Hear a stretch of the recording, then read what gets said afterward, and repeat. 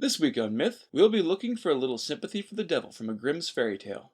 In this episode, you'll learn that making a deal with the devil is absolutely a good idea, that Hans is the original Pretty Woman, and what is in Hellbroth. Then, in Gods and Monsters, it's the most stylish version of the devil this side of Hollywood.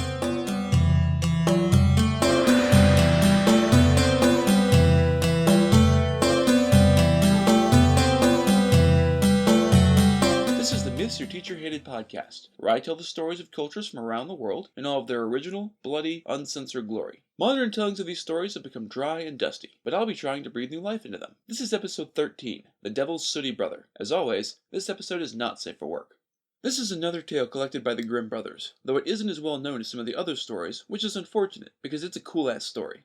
It's actually one of several Grimm stories that feature a career soldier suddenly finding himself discharged from the army and on the road, penniless, though it's by far got the best name. I can't say much else without giving shit away, except that our protagonist Hans might just be the original Pretty Woman figure. Stick with me, I promise it'll make sense by the end. Once upon a time, a man named Hans found himself discharged from the army. The story doesn't give a reason, so it could be anything from peace breaking out unexpectedly to desertion. Pick your favorite reason. Anyway, having spent most of his life as a soldier, he doesn't have any home or family to return to, and ends up wandering without any real goal. As an aside, this sort of thing happened all the time throughout history, and a lot of these unemployed ex-soldiers would turn to banditry to survive. The story says that he goes out in the forest because fuck it, why not? In the midst of the forest, where good shit never happens in fairy tales, Hans meets a little man, and they journey together. It quickly becomes painfully obvious that the weird old man is actually the devil, but the two are having a pleasant conversation, so Hans sees no reason not to keep traveling with him. No sense in being an asshole just because your traveling companion is the Prince of Darkness. The devil, being fairly polite, asks Hans how things are going right now. Pretty shitty, actually. I'm dead-ass broke and I'm down to my last crust of bread. Honestly, devil, things don't look good for old Hans right now. Well, that sucks, Hans. You've got a pretty shitty lot in life right now. You know what, though? I think I can help. I'll make you a deal. And not one of those bullshit monkey's paw things where we each try to trick each other and both of us end up screwed. I'm actually a pretty cool guy, and I really appreciate you giving me a chance. You seem like a nice dude, and I could use an assistant. Running hell is a lot of work for one demon. If you come to hell with me and serve me for 7 years, I'll return you to Earth and give you all the money you could ever need. You'll never need to worry about being broke or unemployed ever again. Sound fair? Hans thought about it, and honestly it did sound pretty fair. He didn't really have any skills or prospects, so this was probably the best opportunity he was ever going to get. Sure, he could be a bandit, but that didn't pay as well as the stories made out, and it often ended up with a long jump off a short rope. Alright, devil, we got a deal. Awesome sauce. Before you commit, though, there are a few conditions. I've got an image to maintain, so you'll need to play the part. While you're in hell, you can't wash, comb, or cut your hair. You also can't trim your nails or wash your face. That's it? I've got to be dirty? Dude, I was a fucking soldier. Being dirty was kind of my life. Not being covered in blood will be a nice change, though. Let's do this thing. The devil leads Hans to hell, though the specifics as to how the fuck they get there are not provided. I prefer to picture a fiery pit opening up with a nice elevator so they can ride down through the flames in comfort, listening to some shitty elevator music. I mean, it is still hell after all.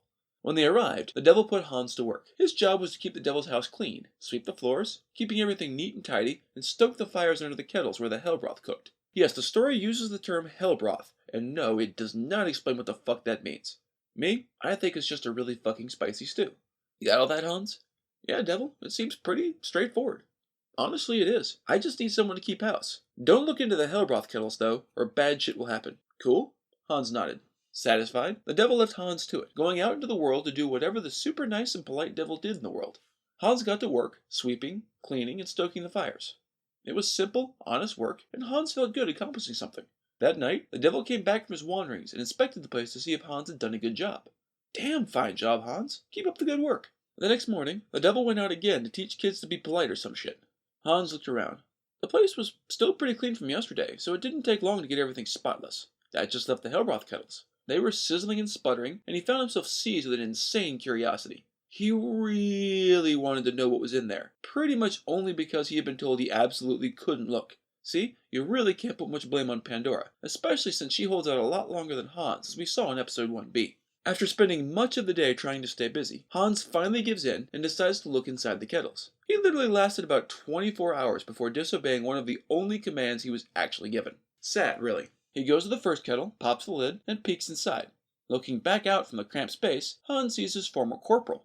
How's it going, you old bastard? Funny meeting you here. You used to boss me around and be a massive swinging dick, but you're in my power now, asshole. He quickly dropped the lid back into place, thought a moment, then added another log to the fire to get it nice and hot. Hey, I did say it was hell. More curious than before, he peeked in the second kettle to find his old ensign. "How's it going, you old bastard? Funny meeting you here. You used to boss me around and be a massive swinging dick, but you're in my power now, asshole." He dropped the lid, grabbed another log, and gets the second fire nice and hot. Sensing a pattern here, Hans opens the third kettle to find his old general. "How's it going, you old bastard? Funny meeting you here. You used to boss me around and be a massive swinging dick, but you're in my power now, asshole." He quickly dropped the lid back into place, thought a moment, then added another log to the fire to get it nice and hot. Then, because this guy was a real dick, he grabs the bellows to stoke the fire white hot. Things go more or less like this for the next 7 years. The work was dirty, and he was forbidden to wash himself, comb, or cut his hair, or trim his nails, so he got pretty raggedy and disgusting by the end of it. He found he really enjoyed the simple pleasure of work, and the added benefit of being able to torture the assholes who had made his life in the army a living hell in a delightfully ironic way. The days flashed by, and Hans lost track of time, and was surprised when his time was up. He thought he'd only been here for a little over a year. The devil sat him down for a little exit interview, since he is nothing if not the consummate professional. "All right, Hans, what all have you done for me the past 7 years?" "Well, devil, as we agreed, I swept the floors, I kept everything tidy, and I kept the hell broth cooking." You did indeed. I happen to know that you also looked inside the kettles after I explicitly told you not to. I have every right to terminate our agreement, slit your throat, and keep you here in hell to suffer." Dramatic pause. "On the other hand, you did add wood to the fire every time you looked, and stoked the fires nice and hot, so I guess I can let those transgressions slide. I'm just a nice guy like that." "Well, I must say, on the whole, I'm satisfied with your performance. So what are you going to do now? Go home?" "Yeah, I think so. I'd kind of like to see what my dad's been up to since I've been gone. We didn't exactly get along before I left, but after 7 years in hell, I think I'd like to try to patch things up." That's cool. Alright, time to pay up. For you to be able to get your money, take your knapsack and go fill it with shit you've been sweeping up while you're here. Take it home with you when you go. You have to stay unwashed, uncombed, and untrimmed, and walk home with your knapsack. Whenever you meet someone, and they ask where you're coming from, you have to say, "From hell," because it sounds cool. Whenever anyone asks who you are, you say, "I'm the devil's sooty brother, and my king as well." Sure, it sounds awkward, but them's the rules. See you later, Hans. The soldier thought this was kinda bullshit. The devil had been really nice up to now, but none of this shit had been mentioned before. Still, it would probably be a bad idea to piss off the devil just as he was getting paid, so he wisely shut the fuck up and got out. He had been hoping for a better payout after spending 7 years working, but what could you really expect with the devil, even a polite one? He'd at least had 7 years with regular meals and a roof over his head, so he'd come out even at least. He went back through the portal of hell, with the same crappy elevator music as before because again, still hell, and found himself back in the forest. Hans slung his knapsack on his back and nearly toppled the fuck over. The thing weighed a lot more than it had in hell. He opened it up, and the dirt and dust and shit he'd put in his bag from the piles of sweepings had changed into gold coins. Hans smiled. I guess I shouldn't have doubted the devil after all. He played me straight, even if he did have some weird bonus conditions. Whistling happily, he walked out of the forest until he came to a road, and eventually to a town. There was only one inn in the town, so he went over to talk to the landlord, who was standing by the door. The landlord saw Hans coming, and was frankly a little terrified. Knowing nothing of this man, he saw a filthy vagrant in an old soldier's uniform who had clearly done nothing to take care of himself for years. Best case scenario here, the man was crazy, maybe suffering from PTSD, and had become a bum. Worst case, this man was a bandit who was here to rob the landlord blind. Hey there, buddy. Where you coming from?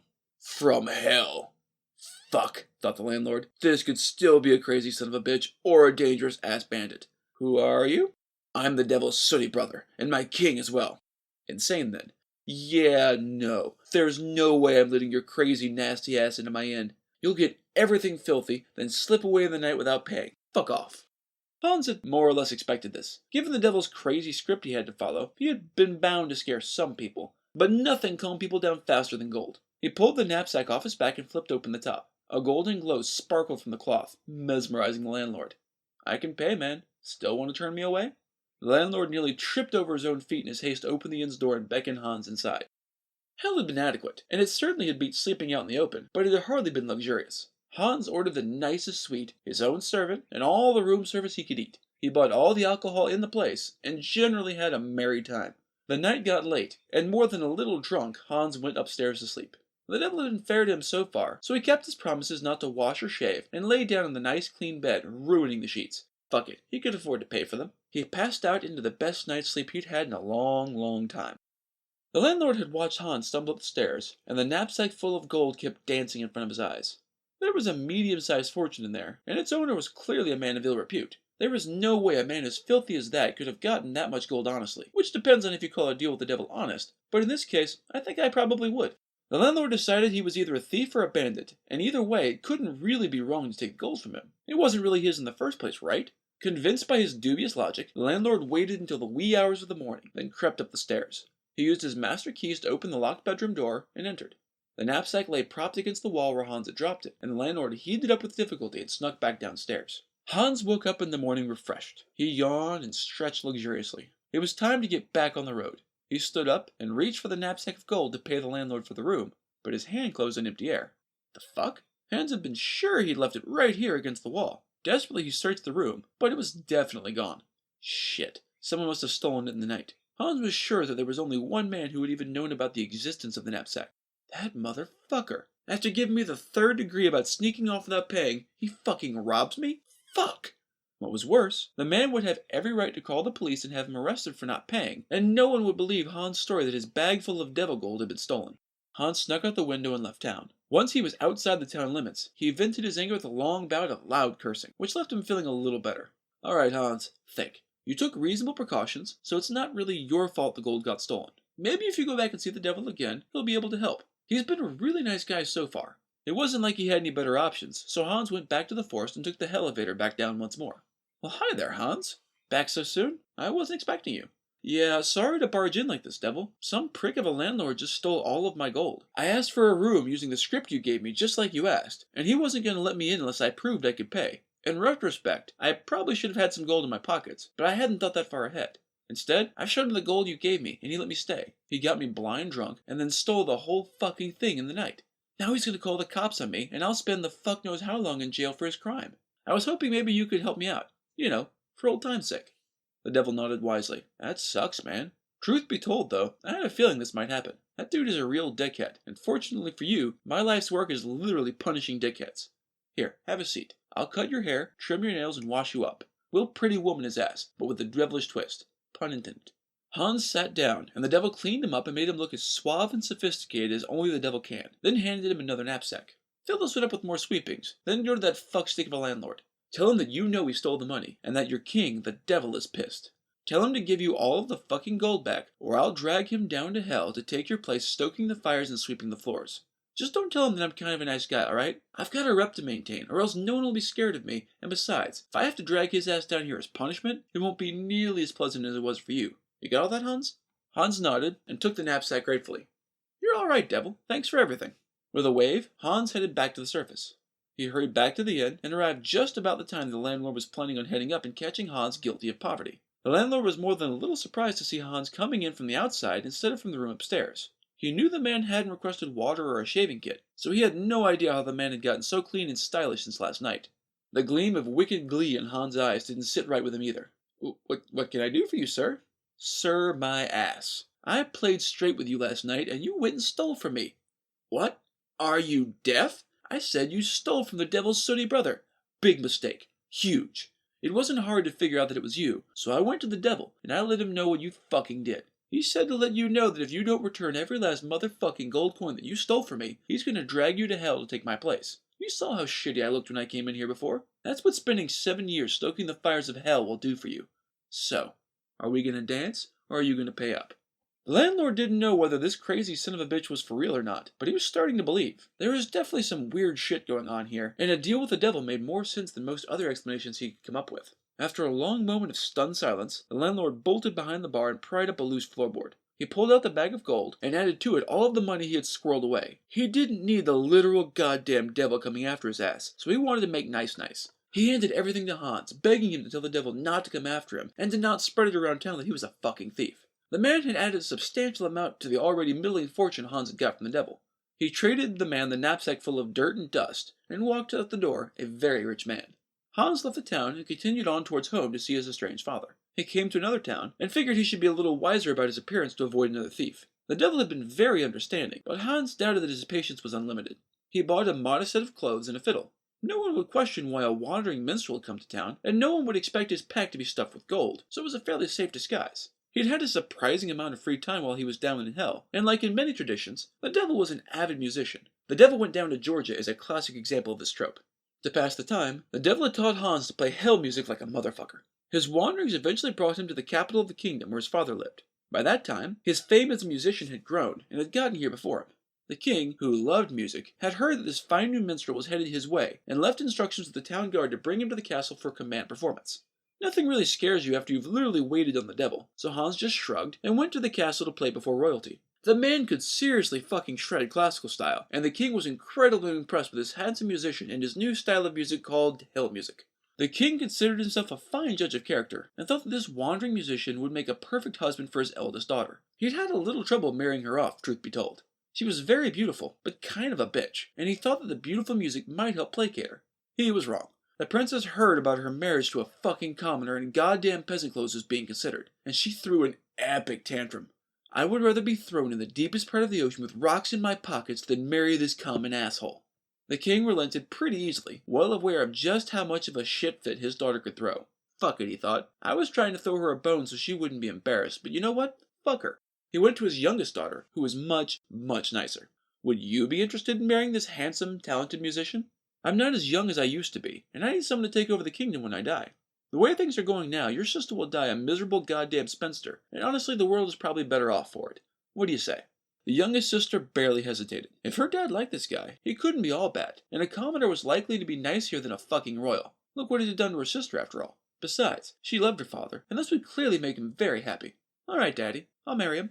Thus, the devil's sooty brother was married to the princess, who was surprised at how much money this apparent commoner had, and the two ended up being very happy together. As predicted, the older sister never married, so when the king died, rule of the kingdom passed to his younger daughter and her husband, the devil's sooty brother. And for once, they actually did live happily ever after. This is one of those stories that I read when I was pretty young, probably sometime in middle school, and subsequently completely forgot about because it's not a well-known story. When one of our listeners suggested this story, it rang a bell somewhere in the back of my mind. When I reread it, I knew I had to cover it. It's a wild story, and surprisingly for a tale that starts with a presumed Faustian bargain, it ends with a surprisingly optimistic ending, especially for one of the Grimm's brothers stories. And with that, it's time for Gods and Monsters. This is a segment where I get into a little more detail about the personalities and history of one of the gods or monsters from this week's pantheon that was not discussed in the main story. This week's monster is the Fandin, or the Scandinavian devil. Unlike the traditional concept of Satan, the Fandin is almost an affectionate name for the figure who pops up in fairy and folk tales, like the devil's sooty brother. The term Fandin is itself a form of profanity. The root word, fan, is somewhat equivalent to fuck in modern English parlance, so Fandin is hardly used in religious context. He is usually described as having a goatee, horns, and a hoof for his left foot, but only for the left one. He is tall and lean, and wears a fucking top hat because he fancy like that. Basically, if Abraham Lincoln had a goatee instead of a beard, he'd more or less look like the Fandin. In Scandinavian folklore, the Fandin has no wife, hence his need for a servant, but in some stories, his great-grandmother cleans for him instead. He is always shown to be cunning, but still somehow very gullible, mostly due to too much pride. It's common for humans to trick him to get the better out of bad deals. In one story, a human manages to escape the devil, who is out looking for a soul to steal, by betting him that he cannot fit into an empty nutshell. The devil, angry about being doubted, jumps into the shell to prove that yes, he can so. The man runs the fuck away while the devil is stuck inside the nut, and leaves the Fandin empty-handed. The Fandin is usually considered to be a master with the fiddle, which again plays into the Charlie Daniels song. If tricked or talked into it, he is a master teacher who can give a human otherworldly musical skills. Think blues musician Robert Johnson, or our friend the devil's sooty brother. This makes it extra impressive that Johnny from the aforementioned song manages to beat the shit out of the devil in a fair contest. Which, to his credit, the devil acknowledges losing in spite of having set no terms as a judge, so he could have fucking cheated if he'd wanted to. So I guess the moral of the story is you should really trust the devil because he's honestly a pretty fair and honest guy. That's it for this episode of Myths Your Teacher Hated. Keep up with new episodes on our Facebook page, on iTunes, on Stitcher, or on TuneIn. Or you can follow us on Twitter as @HardcoreMyth. We're also now on YouTube, because apparently that's a thing. You can also find news and episodes on our website at mythsyourteacherhated.com.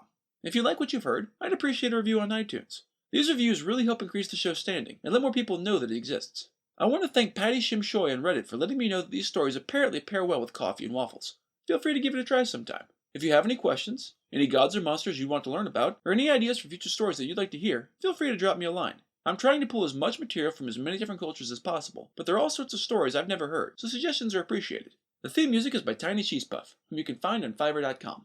Next time, we'll be switching gears and traveling to India for a myth about a sexy-ass courtesan. You'll learn that turning a girl down a few times will definitely make her want to fuck you, that demons make excellent bodyguards, and that perfume merchants are legit ballers. Then, in Gods and Monsters, it's the polar opposite of the world's best whore, the headless goddess of sexual restraint. That's all for now. Thanks for listening.